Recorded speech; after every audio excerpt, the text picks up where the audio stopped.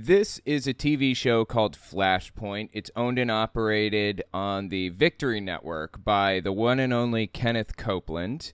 They invited Kirk Cameron on, of all people, to talk about what? I don't know. Probably how much he loves Jesus and how he came to Jesus when he was younger and all that other good junk that Kirk Cameron's constantly talking about. If you're unfamiliar with Kirk Cameron, though, let me just show you probably his most famous clip, the thing that he's most famous for doing. That would be this clip right here with old Ray Comfort, where they talk about bananas. Oh, and while we talk about Kirk Cameron, we're going to play Final Fantasy VII, because why not? This came out May 22nd.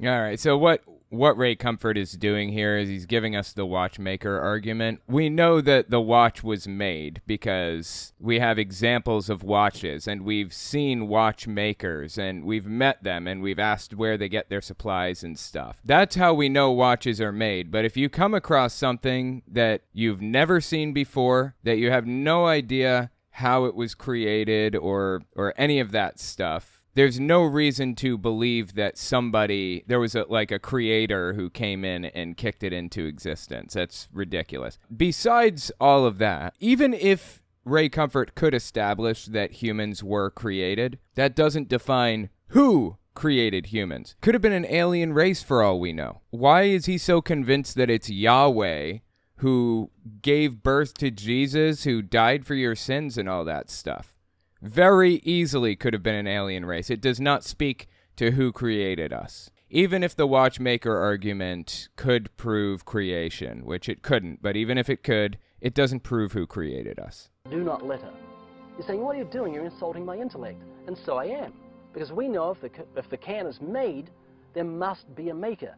If it's designed, there must be a designer. To believe the soda can happened by chance is to move into an intellectual free zone. Okay, that's ridiculous, and it doesn't say anything about who created it anyway, so. They have an echo when you think. It's to have brain liposuction. Hold this, Kirk. Behold the atheist's nightmare. Now, if you study a well-made banana, you'll find on the far side there are 3 ridges. On the close side, 2 ridges. If you get your hand ready to grip a banana, you'll find on the far side there are 3 grooves, on the close side, 2 grooves. The banana and the hand are perfectly made one for the other. Okay, this is a sexually charged section of this video. Just hold it together. We'll get through it. You'll find the maker of the banana, Almighty God, has made it with a non-slip surface. It has outward indicators of inward contents. Green, too early. Yellow, just right. Black, too late. Now, if you go to the top of the banana, you'll find, as with the soda can makers, they placed a tab at the top. So God has placed a tab at the top. When you pull the tab, the contents don't squirt in your face. You'll find the wrapper, which is biodegradable. I told you it was a sexually charged video. Just bear with me, and we will make it through, I swear. Gradable, has perforations. Notice how gracefully it sits over the human hand. Notice it has a point at the top for ease of entry. It's just the right shape for the human mouth. We will make it through. I swear we'll make it through. Chewy, easy to digest, and it's even curved toward the face to make the whole process so much easier. Seriously, Kirk, the whole of creation testifies to the genius of God's creative. Okay, now here's the interesting part. I'm not taking the low-hanging fruit, no pun intended. The interesting part about this is the fact that the banana was not the result of creation by God or whatever. The banana is a creation of man. This is the direct result of artificial selection, where we decided what we wanted a banana to look like and taste like and all of that other stuff. There are natural bananas that you can find in nature that look completely different. They're full of seeds. They're disgusting. They aren't sweet like this. They're hard to open. This is not natural. God didn't create them like this. We created them like this, actually. So the whole argument falls apart, and he made a bunch of sexually suggestive motions and comments for no reason. So anyway, that's Kirk Cameron's most famous clip of all time. That's who this guy is. That's who we're going to be talking about today. He came on Flashpoint to talk to the Kenneth Copeland audience, and I have not watched this beforehand. I don't know what this is going to contain. It is bound to be interesting. Here's another thing to know about Kirk Cameron. I don't cover him more often than I do because the guy loves to hit people with copyright strikes. He is an actor and as such is given access to the Content ID system, which is not something that most people have access to on YouTube. So just playing any of his YouTube videos at all will give you a Content ID flag, which means he has the choice of either taking the video down completely and giving you a strike for it, or getting all of the money from its playing, or a number of other things. So, I don't know. It's just crooked that he has access to this when nobody else does as a YouTuber. But I don't think that's the case on Flashpoint. So, anyway, let's give this a listen. Welcome back to the second half of Flashpoint. All right. Well, I'm excited to have our next guest, Kirk Cameron. He's a well-known actor, producer, talk show host, and he's an outspoken Christian. You may remember him for his role as Mike Seaver on the 80s sitcom Growing Pains. And for many, that was pretty much his biggest role of all time. He's played in other stuff, but it's been mostly Jesus-related things. I don't know of a single other big role that was not like Jesus-related in some way.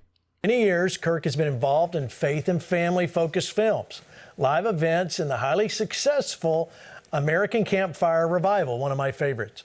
His talk show, Takeaways, airs weekly on TBN, and his newest feature film called Lifemark opened last week in theaters across the nation. Kirk, welcome to Flashpoint. Glad you're here. Hey, Gene, great to talk with you. Man, when you list all those things, I'm thinking, how do I have time to do all of this kind of stuff? I need to slow down. Make sure.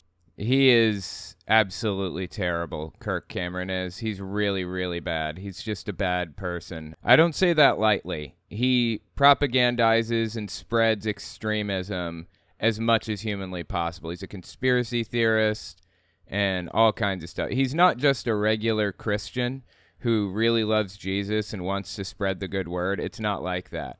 He's an extremist who sets out to ruin people's lives in many ways. It's not good. Makes you feel old, doesn't it? Yeah. Well, it makes me realize how busy I am, but I'm really grateful to be talking with you because this is a critical time in the country's history, and we need men of faith and character, and you're one of those. So thank you. Thank you.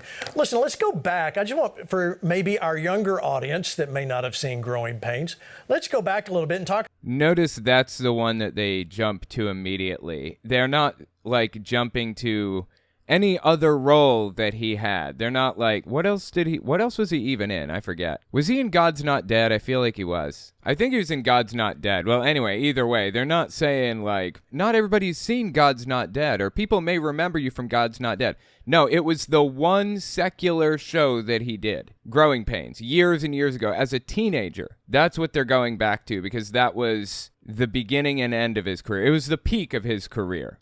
Ever since then, was he in Left Behind? That's possible. And I think that had some, like, secular or mainstream appeal as a movie, but it wasn't anywhere as near as popular as Growing Pains. Not even close. I just find it fascinating that that was the peak of his career, and that's the one thing that they're referencing now. And it was back in, like, the 80s or something. Like, why are we going all the way back to the 80s? Why are we talking about an actor that was famous in the 80s like this, and now is a giga Christian? Talk about, you grew up on television. When did you first start? So I started working on the TV show Growing Pains when I was about 14 years old. But actually, I was doing McDonald's commercials and fruit roll-up commercials when I was 9 years old. Wow. And it's kind of funny because I was an unlikely candidate to be an actor. I wanted to be a doctor. I wanted to be like Ben Carson. And I wind up playing. He wanted to be like Ben Carson. Who the hell wants to be like Ben Carson, of all people? Who, like, grows up and aspires to be that guy, honestly? Mike Seaver on a TV sitcom called Growing Pains, and that lasted until I was about 20, 21 years old. I got married. I married my on-screen sweetheart from Growing Pains, and we've been married now for 31 years. We have 6 children, and I have a beard. So Mike Seaver added the beard, and now right. I'm making movies, not just acting in them. Yeah, it's awesome. So let me, being on TV, I mean, we've seen it on television, all the documentaries of child stars, and they have a hard time later in life when they're not a child star anymore. But you've seemed to weather it well. How do you believe you made it through with all those years? Well, I appreciate the vote of confidence, but I'm also an actor. I could be faking this whole weathering it well thing. But I would. Wow, great joke, bro. I would tell you that I don't have a recipe for coming through teenage acting years well. I have an enormous amount of gratitude for the good people that kept me from going over the rails, like my parents and some good friends. And then ultimately, I think it was a turning from atheism to faith in God that gave me that proverbial fear of the Lord. That's the beginning of wisdom that led to good places, rather than the typical, stereotypical moral meat grinder that so many teen actors go through. And this is neither here nor there, but I get the impression that teen actors usually hit rock bottom hard because teenagers generally make really bad decisions, right? This is, if you're going to get into drugs, then I have to imagine that this is going to be the time that it's going to happen, because you make just terrible decisions naturally. This is how it goes. And being an actor, naturally, you have a lot of money and a lot of access to a lot of things that you wouldn't normally have access to. So I think that's probably why things generally go poorly. And I'm guessing, I don't know, it just seems to me that Kirk Cameron probably had somebody in his life who was doing everything they could to prevent him from going down that path. And the only way they knew was to get him into Jesus and instill this fear or phobia of doing something you weren't supposed to do or whatever, who knows? But here we are now. That's the ultimate point. Here we are now. This guy is a Jesus freak to the highest degree. It's honestly sad. You wind up seeing them, caught with a gun in their hand, overdosing on drugs and on their 7th marriage. Oh, God. I love how 7th marriage was one of the things that he views as absolute evil. Well, here's the thing. This is what's interesting about human beings. We're not monogamous as a species. We are what's called serial monogamists, which means we don't usually get with somebody long term. We get with somebody and then we leave, and get with somebody new and leave. That's how it works. Penguins are monogamous. Humans are not. We are serial monogamists. That's just how our brains work. We used to be polyamorous or polygamous. We used to be with a bunch of people all at once. And eventually monogamy started breaking through evolutionarily. Now we are very clearly serial monogamists. It's kind of a step between polygamy and full-blown monogamy. So I think humans are on our way to full monogamy currently, but we're not there yet. And it's honestly sad to see somebody demonize it this way, to demonize just being human like this. And it's disgusting that somebody would categorize just being human, like being a serial monogamist, with things like drugs and guns. It's just sad. God gave me a different set of values and a different goal to pursue. And no, he didn't. The Bible has all different manner of moral values in there. Contradictory ones, matter of fact. It's impossible to use the Bible as a moral guide, because it's so contradictory all the way through. You can pick out your favorite morals from the Bible, but ultimately you're the one picking those things out at that point. It's not because the Bible says to do this thing or that thing, because it instructs you to do different things at different points. But that's neither here nor there. Man told him what moral values to follow. Just his preacher told him what to do, not the Bible. Just want to make that clear. The result of that has been something that, man, I'm super grateful for. Yeah, we are too. All right, so let's go back. Now, you were at the height of your career. When you were a star here, and you're 17. Like you said, you were an atheist, and you got saved. How? He was not an atheist. He had no real opinion on it either way. I think atheism is a default neutral claim. That's how it's been used historically. Or I'm sorry, that's how it's used today, as a default neutral claim. Like, I don't know if God is real or not. Historically, it's been used as a positive claim. I actively believe that God is not real. But when you say it, people think that you're saying that I actively believe that God is not real. It's an active belief that I hold. That does not strike me as Kirk Cameron. I do not get the impression that this dude was like actively opposed to religion or whatever when he was a teenager. I think he just wasn't really involved. There is a distinct difference. How did that happen? Yeah. Well, not as a result of anything that I was looking for. I remember my pastor early on in my faith journey said to me, Kirk, if anyone asks you, how did you find God in Hollywood? He said, let me remind you, you didn't find God. He wasn't lost. You were, and he found you. This is such a common, stupid saying that drives me up a wall when I hear it.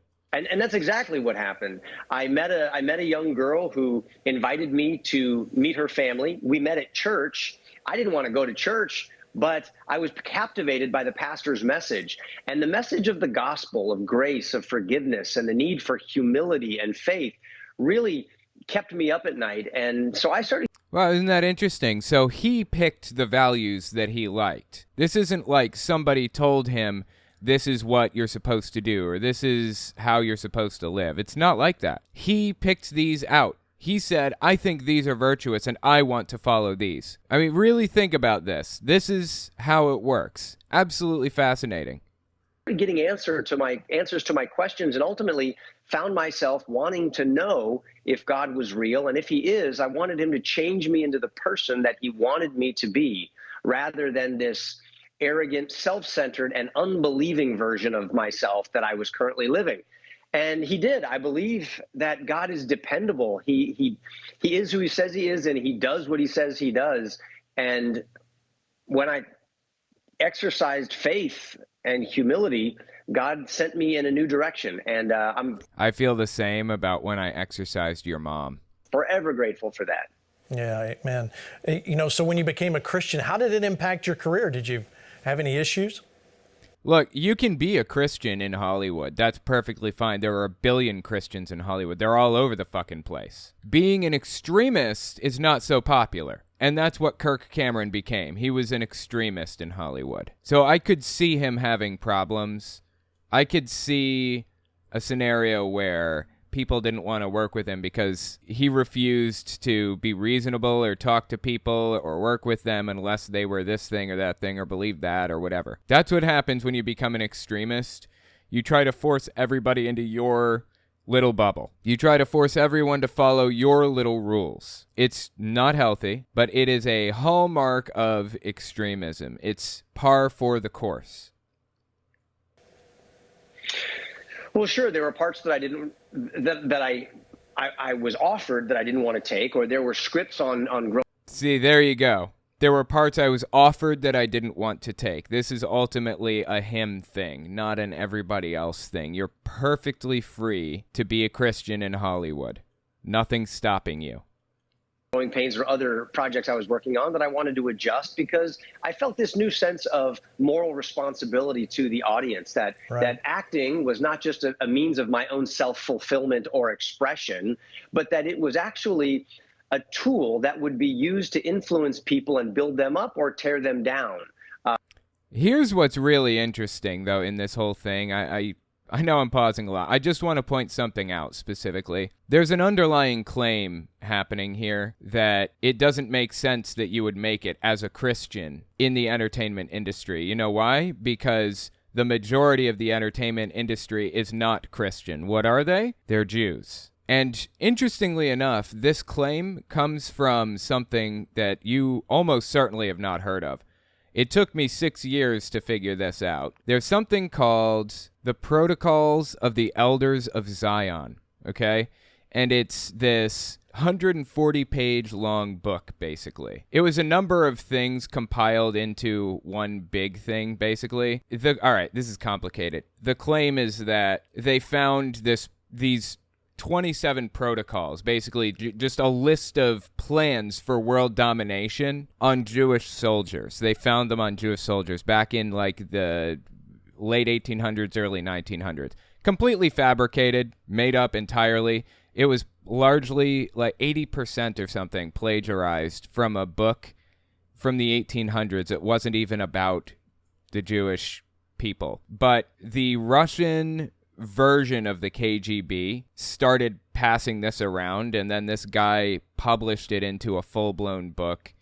And it's stuff like, it is the root of all conspiracy theories. You guys probably heard of Seven Mountains Dominionism, right? The idea that Christians want to take over society by controlling these 7 areas of it: media, the economy, the military, and so on, education, stuff like that. That was it was claimed in 1902 by the Protocols of the Elders of Zion that the Jews were setting out to do that. By those methods, they were trying to take control of the media and the big banks and everything to control society. That was from that paper.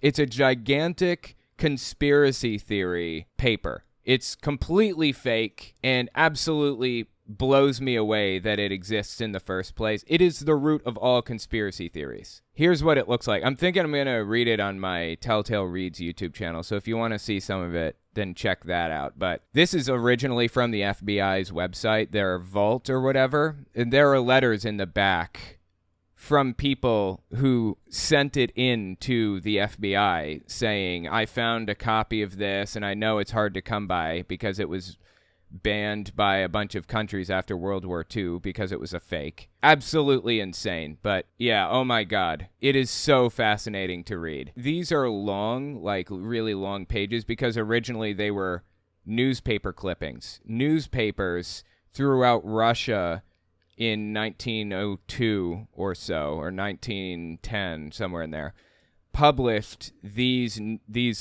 supposed protocols that were supposedly written by Jewish elders and passed down to every Jewish person. It's insane. It's everything from like the foundings and beginnings of QAnon, blood libel, all the way to they're trying to take over the world and replace us, to everything. Every conspiracy theory in the modern era is from this document right here, this 140-page book, no joke. It is absolutely, it's uncanny reading this thing and finding words that evangelicals say. I mean, exact quotes. It's nuts. Now, I don't think that evangelicals specifically and intentionally found this document, this 100-something-year-old document, and are finding ways to, like, create new conspiracies or whatever, but I think they're digging up the same old dirt that's existed for a long time. I think that's really what's happening. It's just crazy to have found the source of pretty much every conspiracy theory ever created. It's nuts. Now, evangelicals and QAnoners and others mostly refer to globalists rather than Jews, but the globalists that they target are usually Jewish, like, for example, George Soros. So when I hear Kirk Cameron and Gene Bailey talk about all the stuff they were talking about a minute ago, it just reminds me of this document once again. Was not just a means of my own self-fulfillment or expression.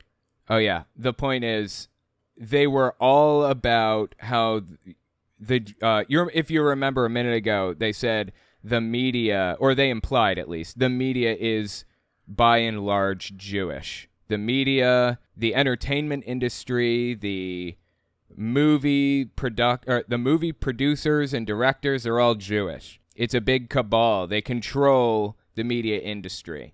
And as a Christian, it's impossible to break into because they control it all themselves. It's all back to that old document once again.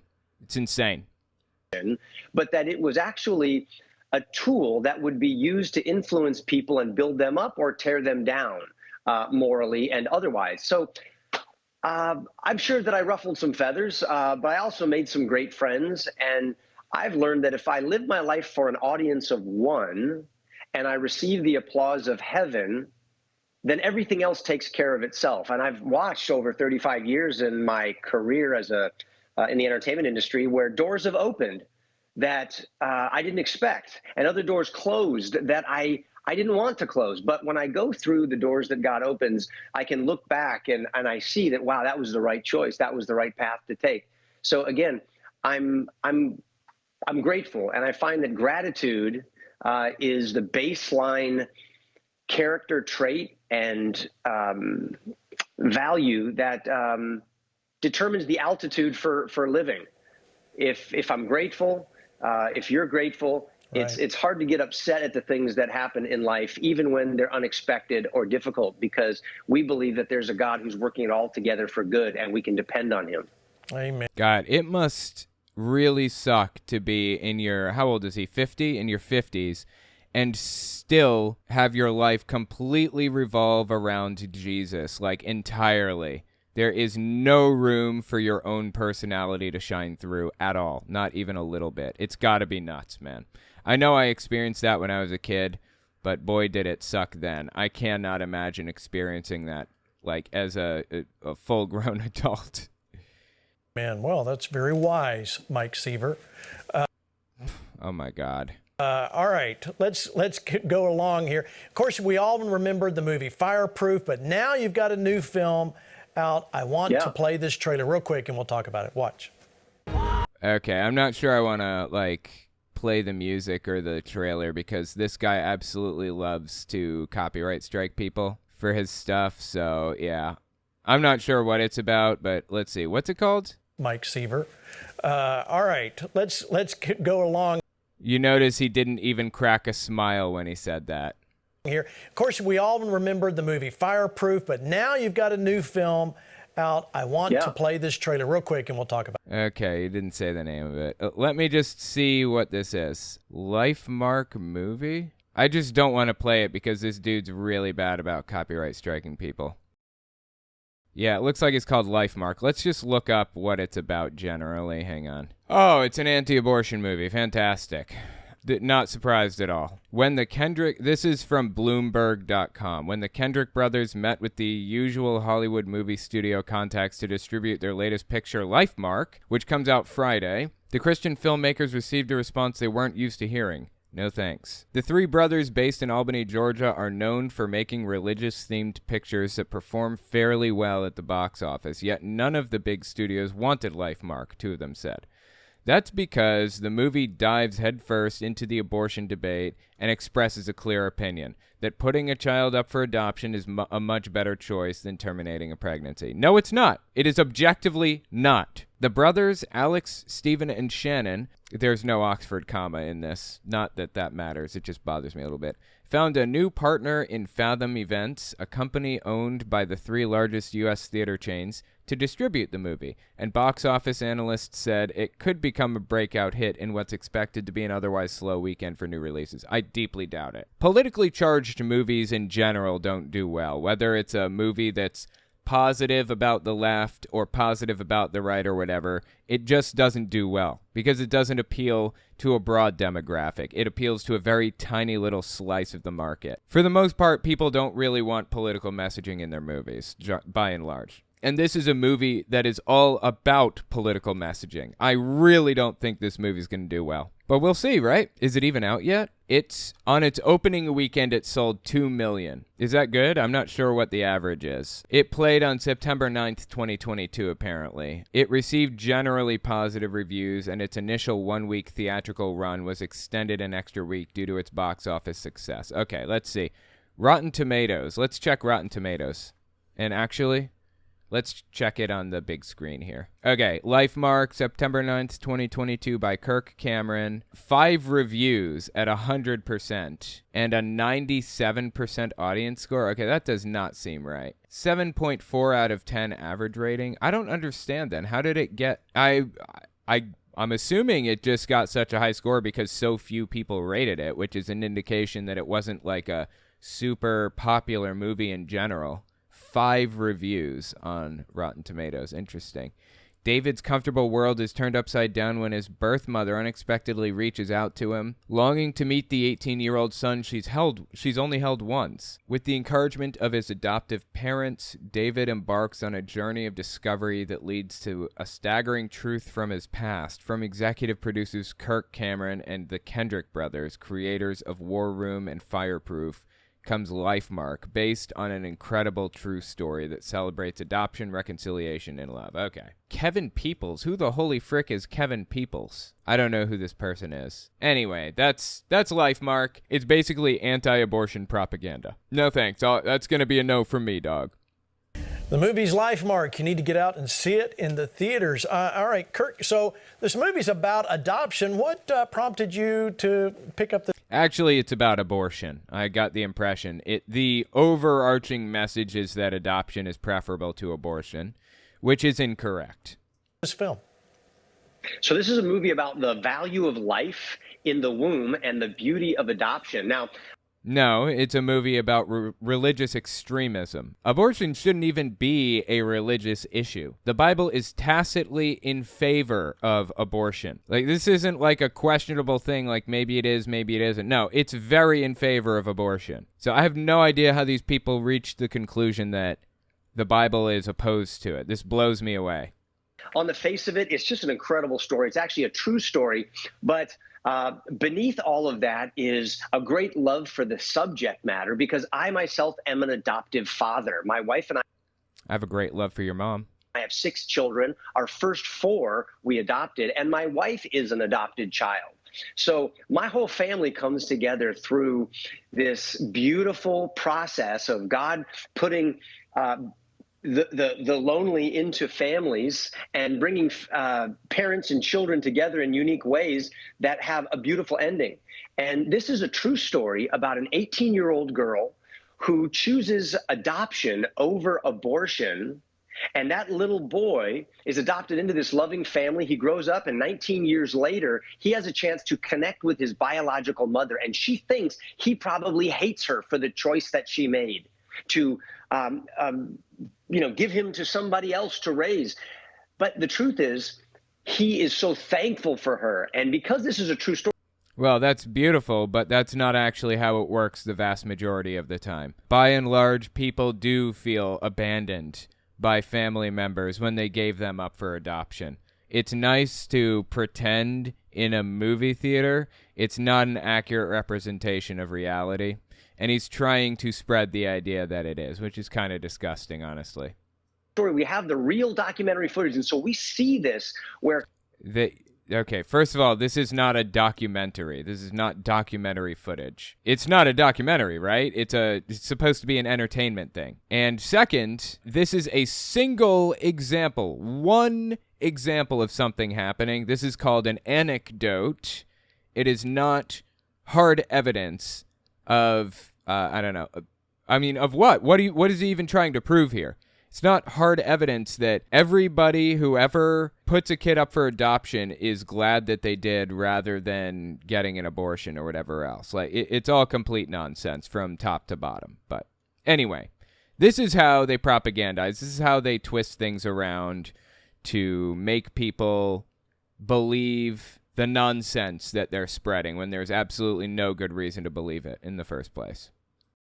When he meets her, he wraps her up in this loving embrace and says, thank you for the choice that you made. And do you think that this would be the result in every situation? I mean, that's what he's implying. It's nonsense. I love my life and I love my family and I have all of this opportunity and it's all because of you. And it is an emotional roller coaster ride. When I first heard of the story, it grabbed my heart and I said, this has got to be turned into a film. So I called my friends, the Kendrick brothers, who made War Room and Fireproof and Courageous, and said, guys, watch this little documentary. What do you think of this? They said, we believe that God is telling us that we need to make this movie together with you. Oh my God. I don't know who the Kendrick brothers are. I'm kind of out of the loop on this. That maybe they're like some nutcases who are like absolutely obsessed with Jesus. It sounds like that's the case. My fellow atheist YouTubers would probably be very upset with me if they found out I didn't know who the Kendrick brothers are. They're probably super influential in this movement. I'm just totally out of the loop on this. But anyway, okay. So we did, and I play the adoptive father in the movie. Alex Kendrick plays the biological mother's husband. And there's heart, there's humor, there's action with cliff diving, skydiving, there's axe throwing, ATV riding, and it'll have you crying 1 minute and laughing the next. That's awesome. And you'll leave with a new perspective on the beauty of adoption. You know, one other point is that the timing of this movie is unbelievable. I mean, just think what happened in this nation. Who would have thought in our lifetime that Roe v. Wade would be overturned? And here comes a movie right on the heels of that Supreme Court decision celebrating the value of life and the beauty of adoption. Yeah, you really started this film way before that decision, correct? That's right. We started in 2019. So this was right at the beginning of the pandemic. And with all of the shutdowns of the theaters and schools and churches and businesses and everything was delayed. So we didn't time it like this, but we believe that we have a timing expert who is in heaven, and he landed this movie just weeks after the Supreme Court saw this national fight kicked down to. Well, in the most technical sense, I suppose it was just weeks after, but actually it was like 3 months after. So I guess if you're counting in weeks, I suppose it's been weeks, like 12 weeks or something, but whatever. To the state level. And now people have an opportunity to see that this isn't just a political argument that exists in a vacuum. Honestly, this is a losing issue for Republicans, I think. At this point, they have to realize that abortion access is exceedingly popular. People should be able to have access to abortions. This is like a big deal that everybody wants, pretty much, right? This is like the majority of the country wants access to abortion. And I think Republicans have realized that this is a losing issue for them, and that's why they've pretty much shut up about it for the most part. Like, they really don't talk about this much, fascinatingly, anymore. But, you know, this guy created a film and probably didn't realize that this is largely a losing issue for Republicans when he started making the film. I don't think they realized it until after Roe v. Wade was removed. So he has to promote his film anyways. That makes sense, but absolutely fascinating to see the propaganda wheels turn and watch them like plan out their next moves with this stuff and everything. This is the subject of life and of marriage and family and our brothers and sisters and our sons and daughters and husbands and wives. And that one choice impacts not just one person temporarily, but multiple people and multiple generations for a lifetime. Absolutely right. It's much more preferable to just get an abortion when it's just a little clump of cells and nothing more, rather than burdening the adoption system and risking the possibility that this kid's going to have an absolutely terrible life and feel like they're unwanted their entire life. Just get an abortion at 6 weeks or 7 or 8 or 9 weeks, honestly 15 weeks. Just get it done. Why does it matter? It is literally nothing more than a clump of cells. Wow, that's so good. Now, actually, at the end of the film, there's a ministry segment. Talk about that. Yeah. Oh, big surprise. There's a ministry segment. One of the beautiful aspects of LifeMark in the theaters is that because of Fathom Events, which is the company distributing the movie, there is an opportunity to build community in the theaters. So we actually come on the screen and have a conversation with the audience after the film is over. So stay for a couple extra minutes, and me and Alex and Stephen Kendrick talk with you about.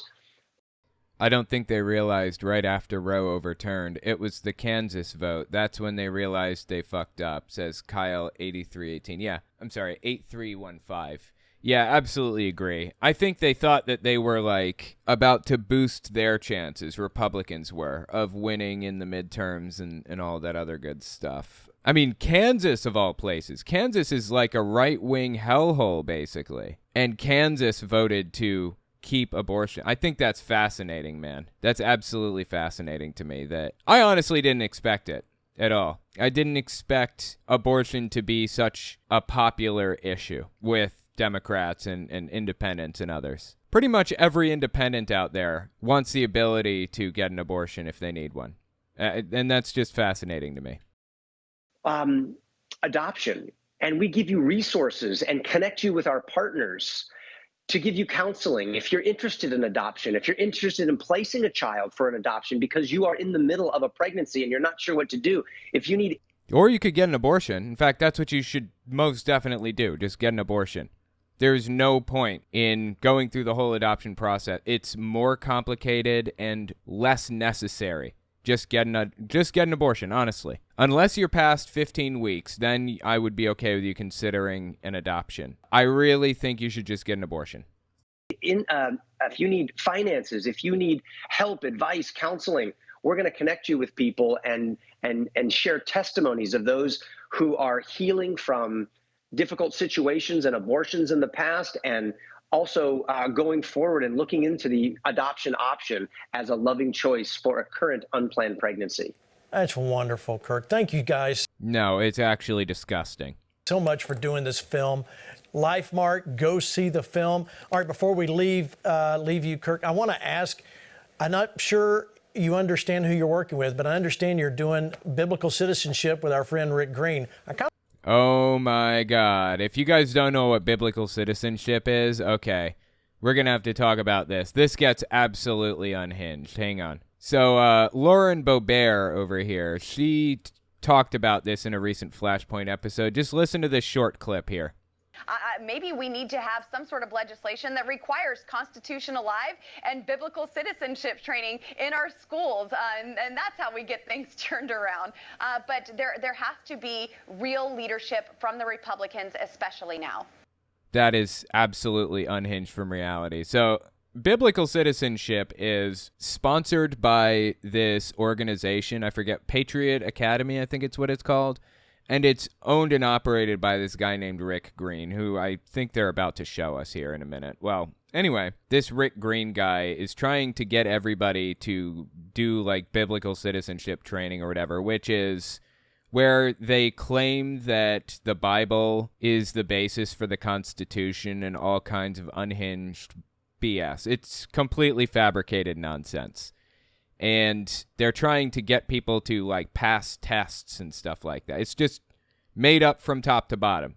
Completely made up. But if they can get people to believe it, they'll be in good shape. That's all they're shooting for. They're trying to get people to believe their nonsense. I kind of question your choice there, but tell us about what you're doing with Rick. So I started something about a year and a half ago called the American Campfire Revival, wherein I made a campfire for 100 consecutive nights in my backyard and prayed with the nation and revisited the founding principles of our country, coinciding with Biden's first 100 days in office. I had the 100-day campfire revival, and I've blended that effort together with Rick Green at the Patriot Academy, and we're offering that entire 100-day course summed up into 10 lessons through. Wait, so he lit a campfire in his backyard and prayed with the nation. This is a course now? What's he talking about? His prayers were like a learning opportunity or something? And it's proven to be amazing. We've got over 1,000 coaches that are gathering others in small groups to teach through the principles that led to the freest, strongest, and most generous and blessed nation on earth. So Rick's become a friend, and I'm so inspired by him and look forward to working together more with him in the future. That's awesome. We love Rick, too. We love you. Rick Green is An absolute nutter butter, to say the least. He may make an appearance. You too, Kirk. Thank you for coming by Flashpoint, and we look forward to seeing more from you in the future. Thanks, brother. God bless you. So that's Kirk Cameron's appearance on Flashpoint. Seems like the whole point was to promote his shitty movie, Lifemark or whatever. In the next clip, Rick Green, the leader of Patriot Academy, comes on to talk about how great it was to work with Kirk Cameron. Stick around for the next one.